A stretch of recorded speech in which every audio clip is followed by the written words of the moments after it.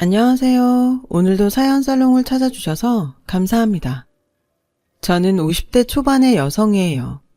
요즘 말하는 흙수저 집안에서 자라서 중학교 때부터 동네 세탁소에서 세탁 배달로 아르바이트를 하며 학교를 다녔어요. 그러지 않으면 참고서나 볼펜 살 돈도 없었거든요. 부모님은 두 분 다 중학교밖에 나오지 않았고 정말 하루 벌어서 하루 먹고 살기 바쁘신 분들이었어요. 그래서 저는 아르바이트를 하면서도 악착같이 공부를 열심히 했죠. 그것만이 제 살 길이라고 생각했거든요. 덕분에 저는 좋은 성적으로 서울에 있는 대학에 들어갈 수 있었고 4년 내내 장학금을 놓치지 않았어요. 영어 수학 과외로 돈도 벌었고요. 그걸로 집에 생활비도 보태고 제 용돈도 썼죠. 명절 때 집에 내려가면 엄마는 그런 제게 늘 미안해 하셨어요. 너처럼 똑똑한 애가 부모를 잘못 만나서 고생하는구나. 요즘은 미국이나 캐나다로 어학연수도 많이 간다는데 수연이 너라면 가서 충분히 잘할 수 있을 텐데 정말 미안하다.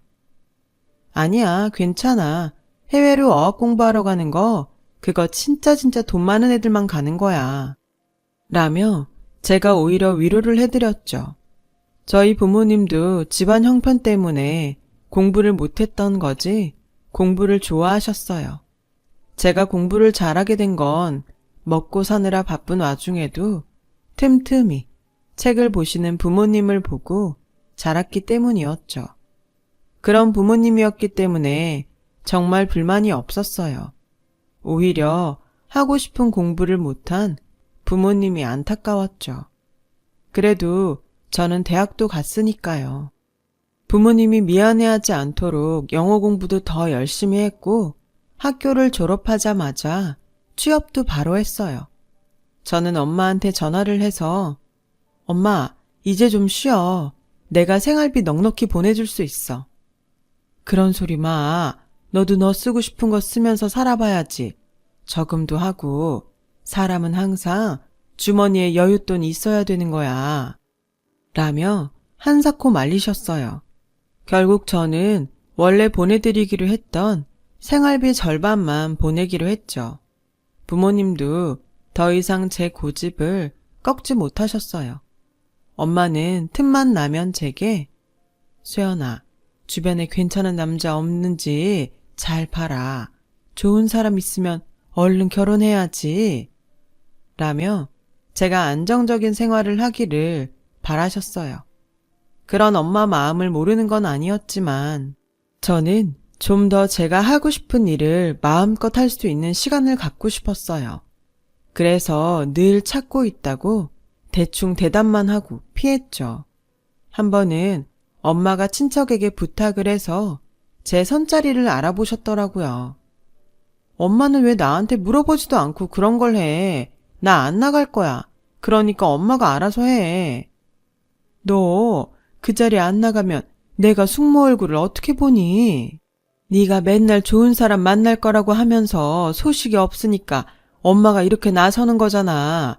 가서 시간만 때우기라도 해. 결국 저는 어쩔 수 없이 선을 보러 나갔고 거기서 전 남편을 만나게 됐어요. 그 사람도 등 떠밀려서 억지로 나왔다고 하더라고요. 이왕 둘 다 휴일 버리는 거 영화라도 보고 헤어질까요? 라는 그 사람 말에 저도 좋다고 했어요. 저와 그 사람은 영화를 보고 나서 저녁까지 먹게 됐고 얘기를 하다 보니 생각보다 잘 맞는 것 같았어요. 남자는 이공계 연구소에서 일을 한다고 했는데 지적이고 차분한 점이 마음에 들었어요. 어쩌다 보니 저희는 띄엄띄엄 주말에 만나게 됐고 그러다가 사귀게 됐고 결혼 얘기까지 나왔어요. 엄마는 뛸 듯이 기뻐하시며 선 보러 안 나간다고 할 때는 네가 결혼에 전혀 관심이 없는 줄 알았는데 정말 잘됐다. 라고 제 등을 두드려 주셨어요. 저도 결혼까지 가게 될 줄 몰랐지만 이런 게 운명이라는 건가 보다 생각했어요. 시어머니는 처음 인사를 하러 갔을 때부터 저를 탐탁치 않게 여기셨어요. 니들은 결혼이 니네 둘만 하는 거라고 생각하지만 결혼이라는 건 집안과 집안이 연결되는 거야. 사람 하나 똑똑한 것만 본다고 될 일이 아닌데. 라며 은근히 저희 엄마 아빠를 깔아내렸죠. 당시에 저는 시어머니 불평이나 집안 문제 같은 건 다 이전 세대나 신경 쓰던 거고 나 하나만 잘 살면 된다고 생각했어요. 그래서 별일 아니려니 하고 넘겼어요. 하지만 결혼해보니 쉽게 넘어갈 수 있는 문제가 아니었어요. 주말마다 시댁에서 불러서 일을 시키니 제대로 쉴 수 있는 날이 없었어요. 주중에 계속 회사에서 일하고 주말에도 일을 하는 거나 마찬가지였으니까요. 저는 시어머니한테 매주 시댁에 오는 게 부담스럽다고 말씀드렸어요. 너는 어떻게 시댁에 못 오겠다는 소리를 그렇게 당당하게 하니? 이래서 집안이 중요한 건데 집에 어머니가 붙어 앉아서 가르치질 못했으니 이 지경이지.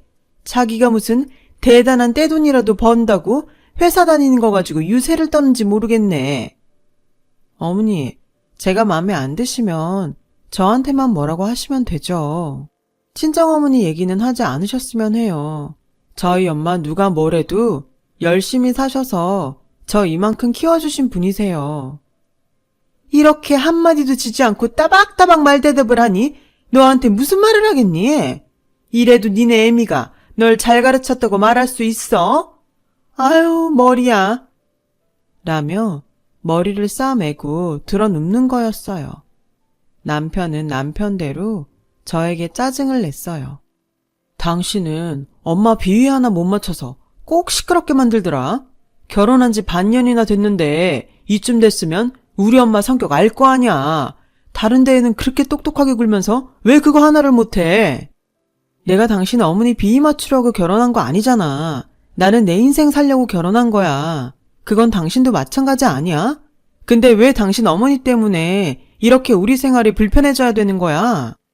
당신 어머니? 지금도 당신 어머니, 내 어머니 그런 거 따지는 거야? 그런 마음이니까 주말에 가는 것도 귀찮은 거야. 엄마 보고 뭐라고 하기 전에 당신 태도부터 고쳐. 라며 싸우기 일쑤였어요.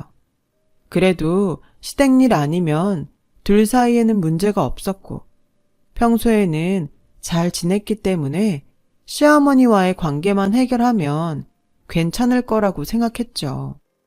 마침 주말이어서 제가 시댁에서 집안일을 하고 있을 때였어요. 도련님이 결혼할 사람을 집에 데려왔어요. 부모님이 교수라던 그 여자는 대학에서 순수 미술을 전공했고 지금은 디자인도 하고 화실에서 학생들도 가르친다고 하더라고요. 딱 보기에도 온실 속 화초처럼 곱게 자란 티가 났어요. 시어머니는 연신 싱글벙글하며 좋아하시더라고요. 어쩌면 이렇게 얌전하고 곱냐. 우리 성수가 여자 보는 눈은 있구나.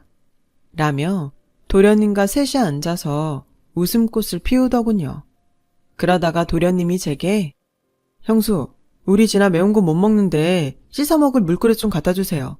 그리고 무슨 손님 음식을 이렇게 맵게 해요? 먹는 사람 불편하게. 라고 하자 남편이 듣다가 야, 형수가 네 시중 드는 사람이야? 어디서 앉아서 이래라 저래라 말이 많아. 네 손님이니까 네가 물그릇 갖다 줘. 그리고 매운 걸 못 먹으면 못 먹는다고 미리 말해줬으면 될 거 아냐? 우리 집 식구들 매운 거 좋아하니까 맵게 한 거잖아. 저는 속으로 그렇게 말해주는 남편이 고마웠어요. 그러자 시어머니가 일어나서 부엌으로 오며 됐다. 내가 하마. 이런 걸로 손님 불러놓고 시끄럽게 하는 거 아니다. 이럴 때 집에서 일하는 사람이 눈치 있게 나서주면 얼마나 좋아. 라며 은근히 저를 눈치 주시더라고요. 저는 동서가 될 사람 앞에서 일이 더 커지게 하고 싶지 않아서 아무 말도 안 하고 가만히 있었어요. 나중에 집에 와서 남편에게 시댁에서 편들어줘서 고맙다고 했더니 솔직히 엄마 말 틀린 거 없지. 당신이 좀 눈치 있게 성수한테 재수씨가 매운 거 잘 먹는지 물어만 봤어도 이런 일 없었잖아. 내가 장바다가 일하기도 바쁜데 어느 틈에 그런 걸 물어봐.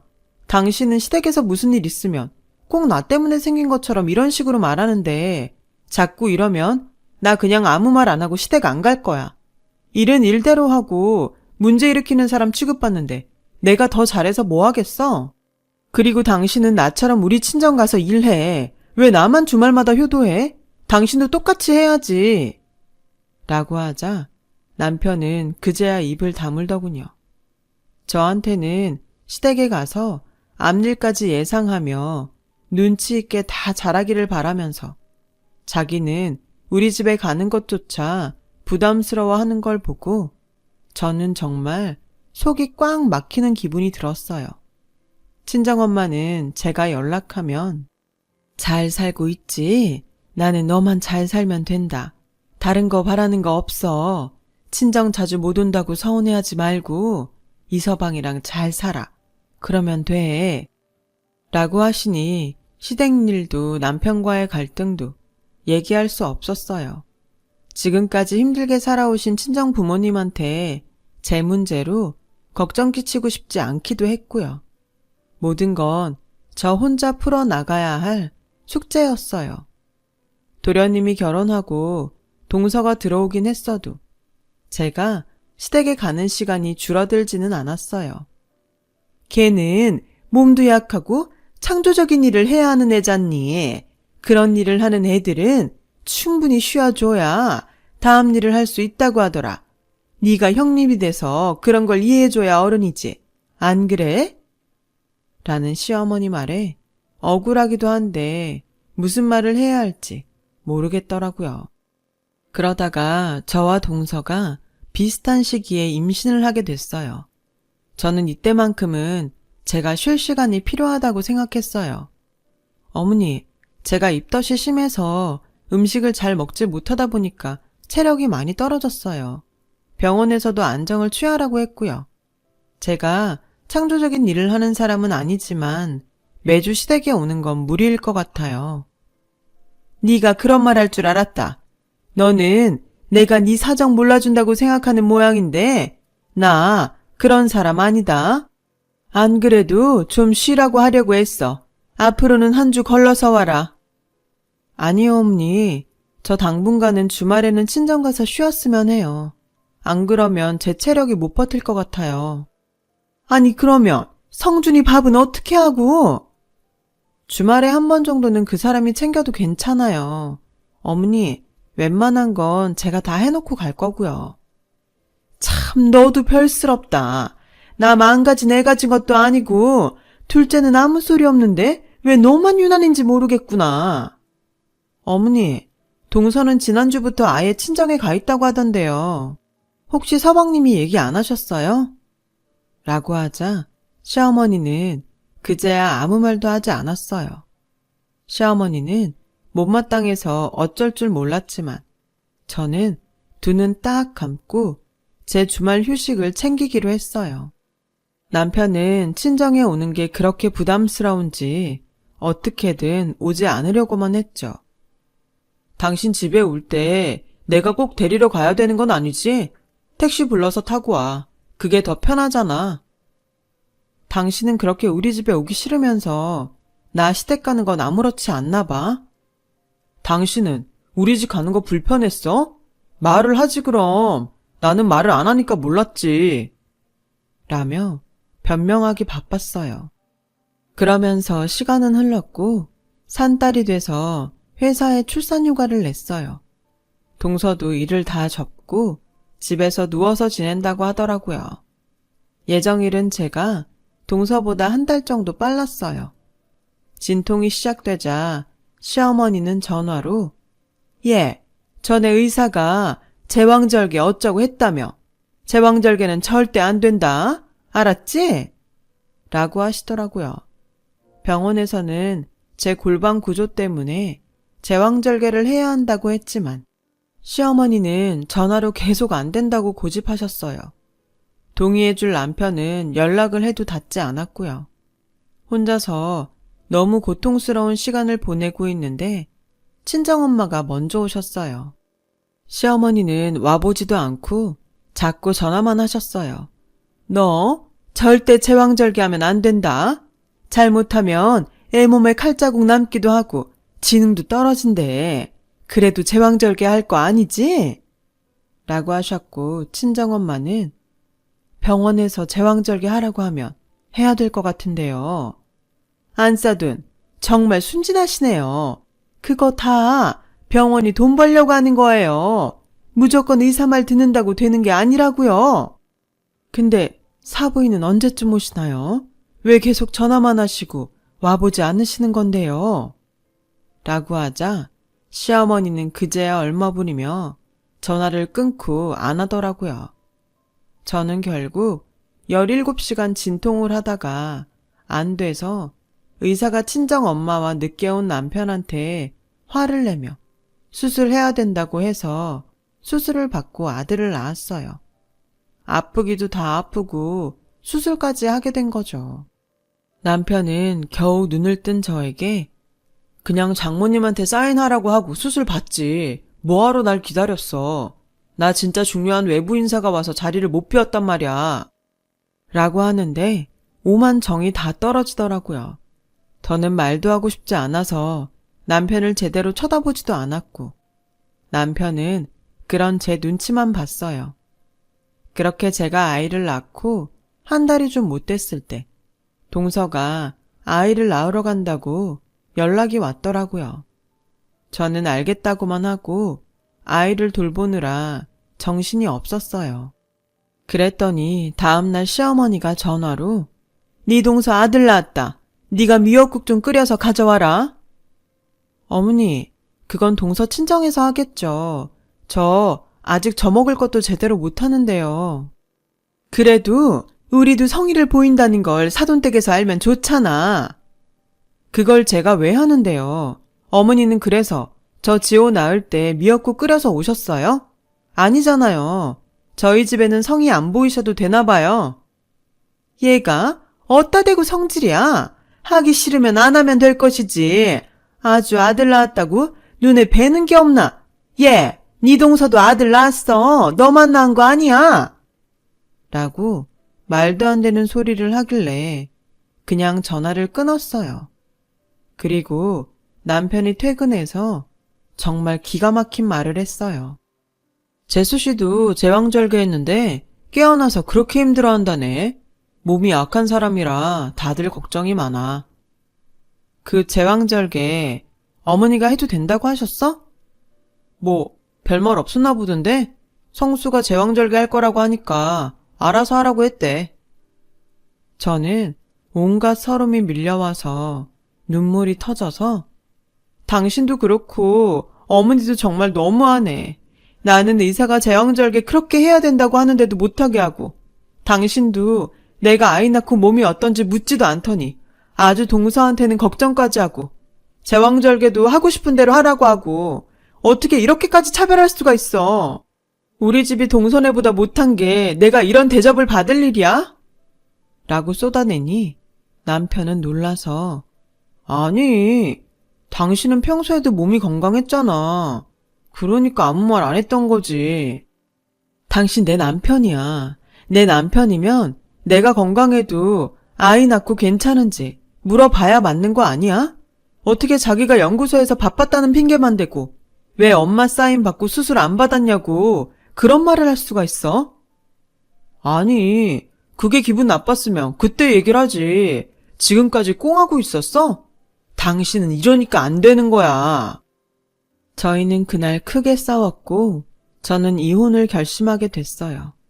그리고 그 다음 주 시댁에 갔을 때 동서는 현관에서부터 부축해서 거실 소파에 앉히고 저는 부엌에서 음식하고 시중 들라길래 조용히 아이를 안고 나와서 집에 와 짐을 싸서 친정으로 갔죠. 제가 이혼 서류를 보내자 시어머니는 제가 먼저 나갔다며 절대 위자료를 줄 수 없다고 길길이 날뛰었어요. 저도 치사하고 더럽다는 생각에 마음대로 하라고 했어요. 친정엄마는 속상해하시며 네가 아무 말 없다고 잘 살겠거니 하고 내가 너무 무심했다. 그런 말 마, 엄마. 엄마는 나한테 할 만큼 했어. 저는 아이의 앞날을 위해서라도 더 번듯한 직업을 찾아야겠다고 생각했어요. 당시에는 회사에서 출산하고 이혼한 여성들을 곱지 않게 봐서 제가 얼마나 더 다닐 수 있을지 감이 안 오더라고요. 저는 회사를 다니면서 정말 악착같이 변리사 공부를 했습니다. 엄마의 도움도 컸죠. 그래서 그 다음 해에 시험에 합격할 수 있었어요. 몇 년 정도 중형 변리사 사무소에서 일을 했고 거기서 대형 변리사 사무소로 옮겨가게 됐어요. 제가 디자인 전문을 맡았었는데 대형 사무소 쪽에서 그런 사람을 원한다며 저를 스카우트한 거였죠. 그 사이 아이는 커서 초등학생이 됐어요. 그 무렵 같은 변리사인 남자와 사귀게 되었고 그 사람과 재혼도 하게 됐어요. 다시는 결혼 안 한다며 이를 갈았었는데 그 사람도 이혼을 해서 서로의 처지를 잘 이해했었거든요. 같은 일을 하다 보니 말도 잘 통했고요. 아들도 남편을 잘 따랐어요. 남편은 아이가 없어서 그런지 아들을 굉장히 예뻐했어요. 그렇게 지내던 어느 날 느닷없이 전화 한 통을 받았어요. 전 남편이었어요. 당신 변리사 됐다며?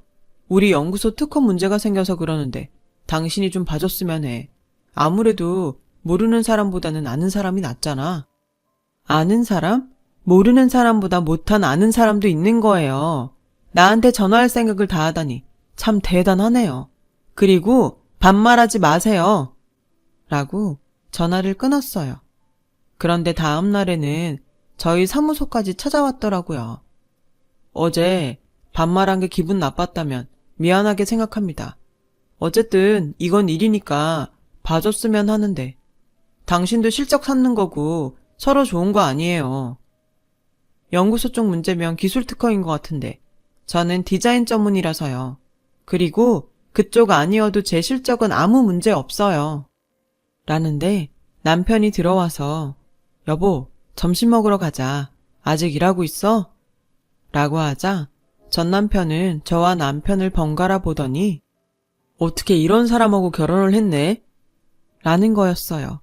그러자 듣고 있던 남편은 아, 그쪽이 우리 와이프 전 남편인가 보네요.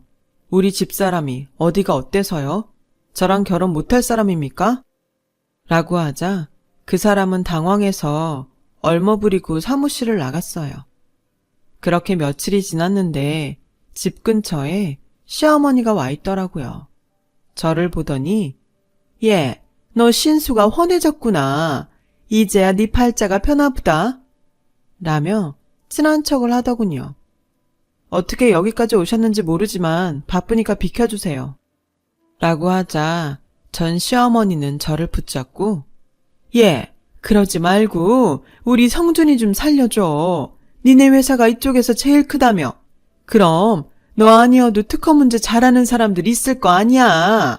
성준이가 남의 기술 베꼈다고 누명 쓰게 생겼어. 그러면 정식으로 상담 요청하세요. 이렇게 무작정 집까지 찾아와서 이러시면 안 되죠. 그래도 네가 아는 사람이라 찾아온 건데 예정을 생각하면 이렇게 매몰차게 구는 건 아니지 않니? 성준이가 네가 변했다고 하더니 좀 잘 나간다고 안면 몰수하는구나. 지금 말 다 했어요? 예정이요? 변했다고요? 그럼요. 변했죠. 제가 언제까지 댁 부엌에서 일이나 하던 사람으로 있을 것 같았어요? 당신 같은 사람들한테 무시당하지 않으려고 더 열심히 살았어요. 집에서 배운 게 없다느니 유세를 떤다느니 별말을 다 해놓고 이제 와서는 날 이상한 사람 만들어요? 이봐요 할머니, 인생 그렇게 살지 마세요.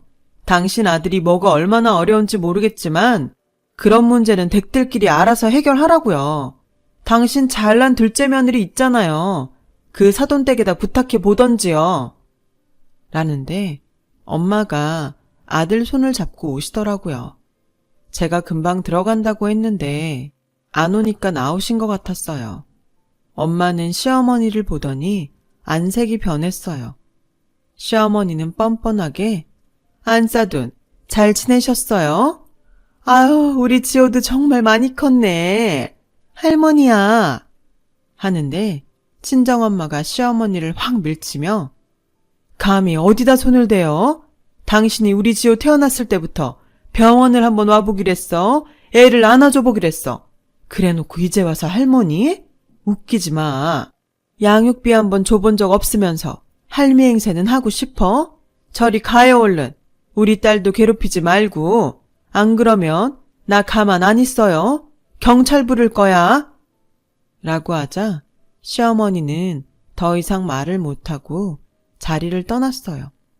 알고 보니 전 남편은 동서가 용기 디자인을 한 다른 화장품 회사 물건을 보고 그 회사가 출시도 하기 전에 자기가 갖다가 그대로 베끼고서 특허 신청을 했다고 해요.